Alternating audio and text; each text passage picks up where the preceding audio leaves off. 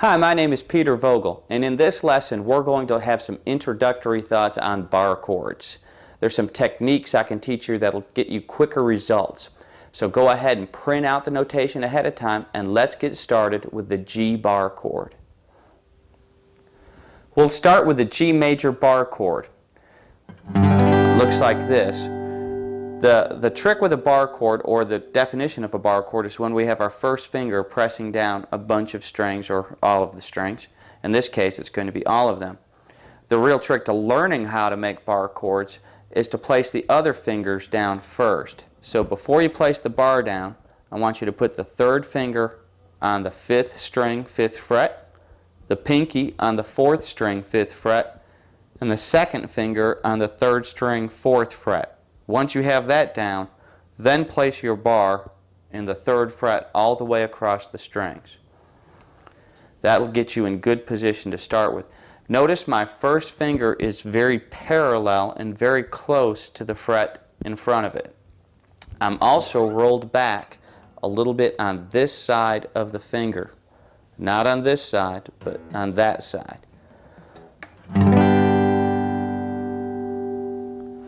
Notice my thumb placement. It's about halfway down the neck, and it's also between my index finger and my second finger.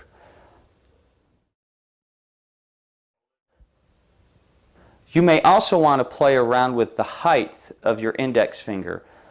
It's going to be different for every hand size, but mine's a little over the top. Yours might be a little bit higher or a little bit lower. One of the things you want to look at is where the creases fall on your finger. Are they directly on a string or not? Because if they're directly on a string, it's going to mute that string. That's what you don't want. So play around with the height of your index finger. Now let's learn the 4 most important bar chord shapes you'll ever learn. So we've already learned G major, so let's start with that. The next one I want you to learn is G minor. We make that by simply lifting up that second finger, and that's G minor. It's actually a hair harder than G major. Both of these chords have a root on the 6th string. That means the note on the 6th string names this chord. G major, G minor. Now let's learn C major. This is going to have your second finger on the 4th string, 5th fret, your third finger on the 3rd string, 5th fret, and your pinky on the 2nd string, 5th fret. And then I'm going to bar across the 3rd fret, all the strings. That's C major.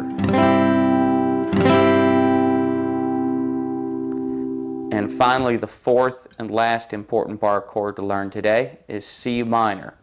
Going to place your 3rd finger on the 4th string, 5th fret, your pinky on the 3rd string, 5th fret, and your second finger on the 2nd string, 4th fret, bar at the 3rd fret, finger all the way across. And that's C minor. These last 2 chords have a root on the 5th string. That means the note on the 5th string names these chords. C major, C minor. Recap all 4. G major, G minor, C major, C minor.